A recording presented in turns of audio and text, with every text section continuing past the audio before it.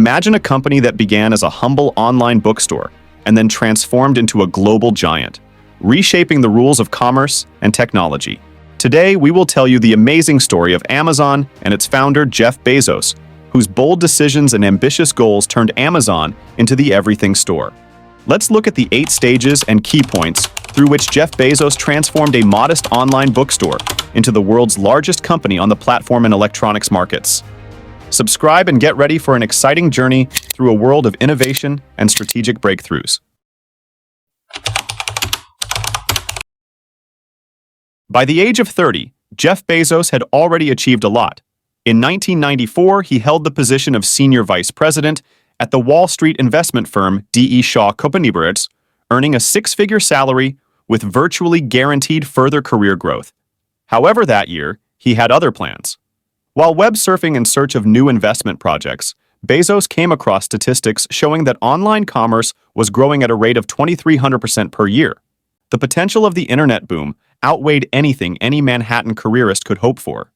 He made a list of 20 products that could sell better online than others. The top spots were taken by software, CDs, and books. Bezos chose books. It seemed obvious to him. With the vast number of printed titles in the world, the largest sellers could afford to keep no more than a few 100,000 titles in stock. A virtual bookstore, on the other hand, could provide people access, if not to all existing books, then certainly to several million. Having decided on the direction of his startup, Bezos quit his job and, together with his wife Mackenzie and their dog Kamala, headed to Seattle. This city seemed ideal to Jeff for his new business. It was home to a vast number of talented developers and was also close to the warehouses of the leader in American book distribution, Ingram Book Group. The Bezoses drove across the country for 5 days. Mackenzie was at the wheel, while Jeff wrote his business plan on his laptop and called potential investors on his mobile phone. The couple stayed overnight in roadside motels and campgrounds. By the end of the journey, Jeff had raised about $1 million from relatives, friends, and acquaintances, including $300,000 from his father's retirement savings, and rented a house in Bellevue, 20 minutes from downtown Seattle, where the garage became his office for the next year. On July 5, 1994, Bezos registered the company under the name Cadabra, but about 2 months later decided to change it to Amazon. This happened after a phone conversation with a Seattle lawyer who misheard the name as cadaver and was puzzled by the choice. After the call, Bezos opened a dictionary and settled on the name of the world's largest river by drainage area and water flow, the Amazon. This choice seemed logical to the founder, as his bookstore was also supposed to become the largest in the world. Additionally, the name appeared at the top of alphabetical lists. Brand names are very important, especially if your business is online and not in the physical world. During the first year, the founder and his team of 5 people signed contracts with publishers and developed the trading platform. Bezos wanted to make Amazon.com not just a bookstore, but a place where book lovers could hang out. To achieve this, they added user-friendly navigation equipped with an automatic recommendation system based on previous purchases, as well as the ability to post user reviews on books. The site launched in July 1995. With an assortment of 1 million titles at the start, Amazon.com called itself Earth's biggest bookstore. This was a real event. No one before Bezos had thought of doing something similar in the book market. Moreover, the service impressed early users with its interface, prices, and customer service quality.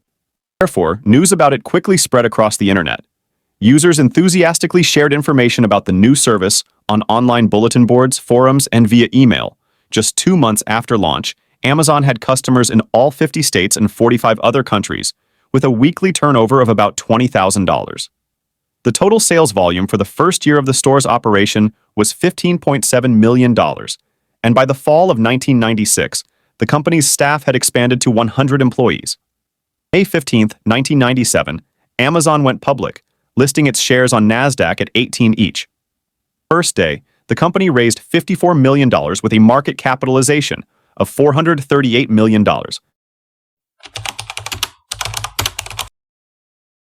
Such success did not allow competitors to sit idle. In the same year, the largest American bookstore company, Barnes Noble, launched its own online trading platform and rolled out an aggressive marketing campaign, claiming that it sold twice as many books as Amazon.com.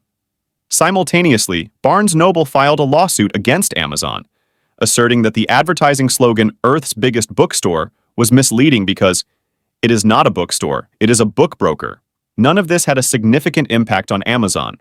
The lawsuit was quickly settled out of court, and as for the marketing competition, Bezos never intended to stop at books. Thanks to the successful IPO, he began actively expanding the store's assortment as early as 1998.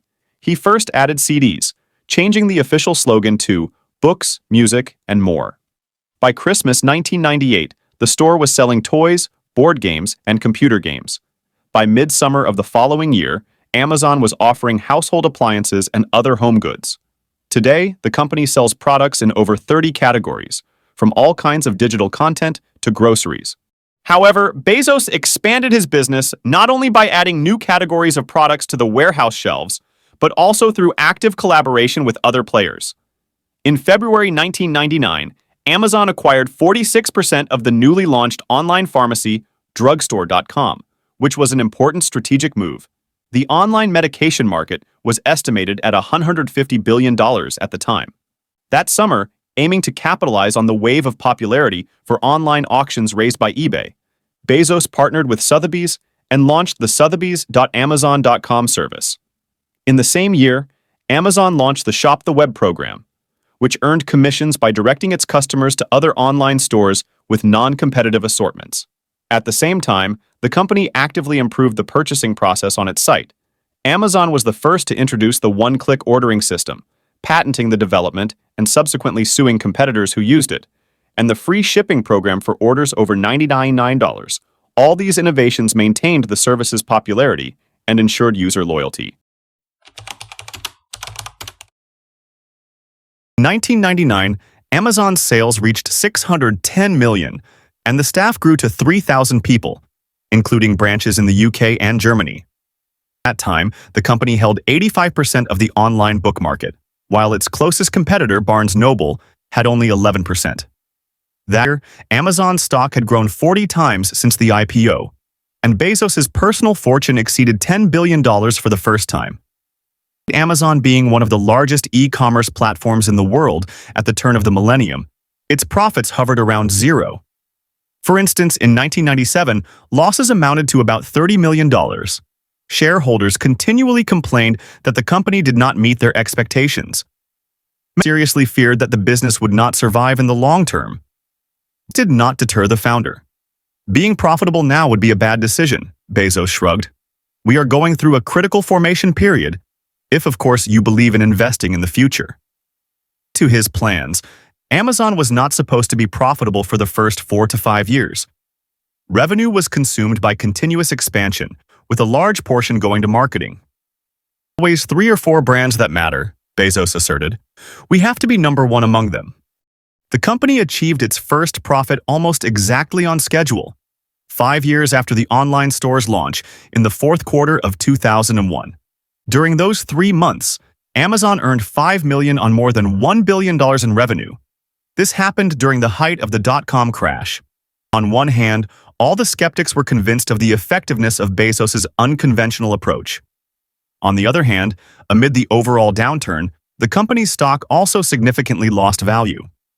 In 2002, Bezos' fortune decreased to $1.5 billion, which remains the historical minimum since 1999. After the internet boom of the 1990s subsided and the dot-com bubble of the early 2000s burst, Amazon needed new drivers to ensure sustained rapid growth for at least the next decade. At the turn of the millennium, it was obvious to the most visionary tech industry gurus that the next phase of the internet's development would be cloud computing. The ideological and theoretical foundation of this technology can be found in the scientific works of the 1960s. And one of the first notable commercializers was Mark Benioff's Salesforce. Its CRM, delivered via the SaaS model, proclaimed the end of software, a real advertising slogan, in 1999. The next milestone in the history of cloud computing is considered to be Amazon's first experiments with the technology, which began in July 2002. By that time, the company had transformed into a multinational corporation with tens of thousands of employees worldwide, and its business, e-commerce, was supported by a substantial team of advanced developers. They began developing innovative cloud tools to optimize their internal processes, and over time came to the idea of publicly trading access to these solutions. For management, this sounded like investments in server infrastructure will practically start generating profit by themselves. In 2006, the phased launch of the basic components of the Amazon Web Services (AWS) platform took place. In March, the Simple Storage Service (S3) cloud storage was released. In July, the Elastic Compute Cloud (EC2) computing power service, and in August, the Simple Queue Service (SQS) message queue service for middleware management. A year later, the SimpleDB cloud database was added to them. And in 2008, the CloudFront Cloud Content Delivery Network began rapidly deploying worldwide. Amazon became a pioneer in the cloud computing market. The Google Cloud Platform appeared in 2008, Microsoft Azure in 2010, and IBM and Oracle joined this race even later. As a result, Bezos' company has held the leadership in this field for 14 years. At the end of 2018, AWS held 25.4% of the market, which amounted to $25.4 billion. The nearest competitor, Microsoft Azure, had 16.8%, $13.5 billion. And Google Cloud was in third place with 8.5%, $6.8 billion.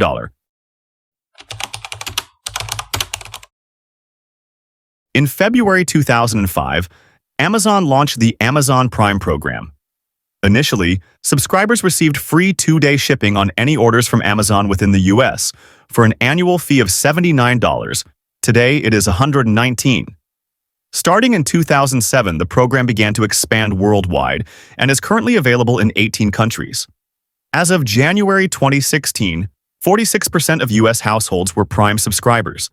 In September 2006, Amazon launched Unbox, a service that allowed users to download movies and TV shows in DVD quality. With the development of the company's infrastructure in the US and around the world, it evolved into a streaming service called Prime Video.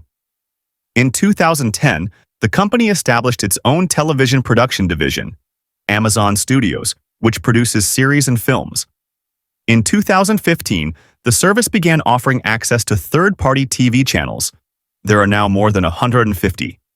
And in 2017, Amazon Studios acquired the rights to produce a television adaptation of The Lord of the Rings for $250 million.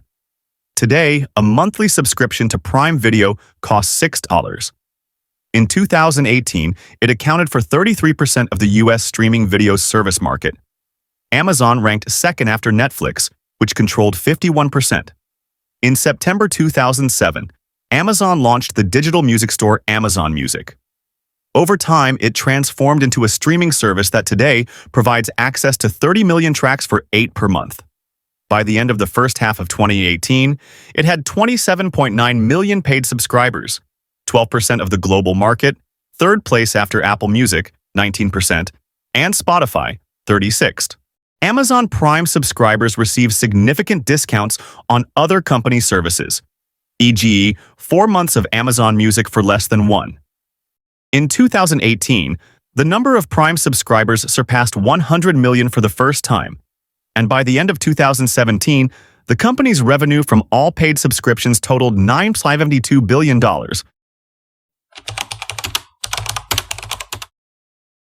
By the mid-2000s, it had become evident that with the growth of digital media, sales of printed books would rapidly decline. To maintain its leadership in this market, Amazon entered the gadget market in 2007 with the launch of the Kindle e-reader. The first version went on sale in November for $399. Deciding not to limit itself to providing hardware support for the new trend, in 2009, the company created its own publishing division, Amazon Publishing, to publish existing and new books in electronic format. In 2011, when the fourth generation of Kindle, priced at $79, was announced, ebooks on Amazon for the first time surpassed the sales of printed books. Annual sales of Kindle in 2015 exceeded $5 billion for the first time. As a result, Amazon retained its dominance in the US book market. In 2017, it accounted for 45.5% of printed book sales and 83% of ebook sales. Building on the success of its reading tablets, in November 2011, Amazon released the Fire Tablet PC. The first version sold for $199. The price became its main advantage, and the company planned to further reduce the device's cost over time. However, the aim was not to profit from direct competition with the trendy and expensive iPad. Amazon intended to provide the widest possible audience with an affordable hardware tool for listening to music, watching movies, and reading books to strengthen its position as a digital content provider. The Fire HDX, released in 2014, cost $99. Since 2015, the Fire 7 has been sold for $49.9. The model is improved every 2 years without changing the model number and price. For the past 2 years, Amazon has accounted for about 10% of global tablet shipments, ranking third after Apple and Samsung. Once, Bezos' company even climbed to second place. In the fourth quarter of 2017, Amazon shipped 7.7 million devices, capturing a 15.6% market share. In 2014, Amazon attempted to enter the smartphone market with the Fire Phone. The gadget, with a 2-year ATT contract, was priced at $199, but it did not succeed. When the company released the tablet, the market was not saturated with a wide variety of such devices. The situation with the smartphone was the opposite. Additionally, the media criticized its design and technical specifications. After nearly zero sales were reported in the first 6 weeks, the price was halved, but it didn't help. The following year, the company discontinued the smartphone. However, 2014 saw the successful launches of 2 other Amazon products, the Fire TV set-top box and the Echo smart speaker. Today, Fire TV has 34 million users worldwide, making it the most popular streaming video platform in the US, UK, Germany, India, and Japan. The Echo commands over 35% of the global smart speaker market. Closest competitor is Google Home with 29.9%.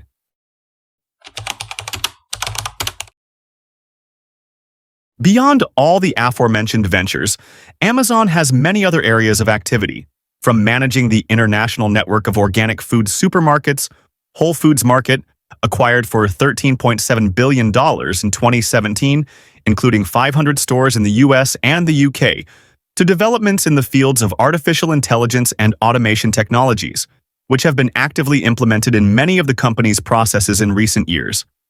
Such diversity does not come cheap. The company's annual revenue nearly tripled from $34.2 billion to $107 billion between 2010 and 2015, while net income halved from $1.2 billion to $596 million. In 2014, a net loss of $241 million was even recorded.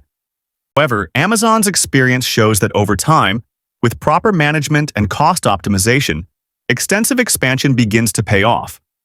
From 2016 to 2018, with a stable annual revenue growth of 30%, the company's net income soared from $237 billion to $10 billion.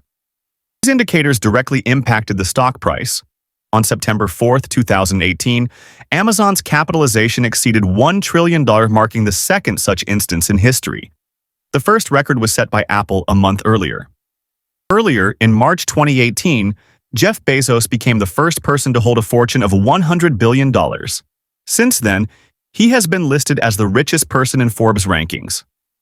As of now, his net worth stands at $159.2 billion.